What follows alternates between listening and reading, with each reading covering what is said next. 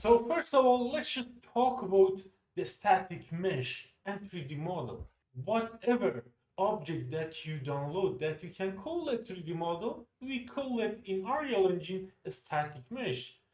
The mesh, the 3D model that is static, it's staying up in a place. It is static. It's not moving, right? It's not, it doesn't have bone. It doesn't have animation, so we call it static.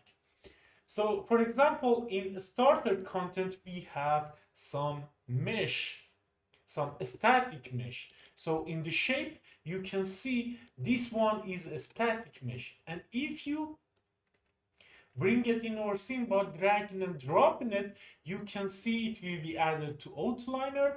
And in detail panel, you can see in material, it has a material. So what is the material? Let me show you this material in here. The material is the color that we apply to the surface of 3D model. So for example, this cube has a white material, so it will be white, right? So you can see. And in a starter content, if you go to starter content and material, you can see there is a lot of material in here that is free for you. So if I want to use this material, I can just drag and drop it and put it in our 3D model and it will get that color. So you know that material is just the color of the surface. And I will talk about that a lot in material section. One way to change it, we can just drag and drop from here to here and it will change the surface color, the surface material.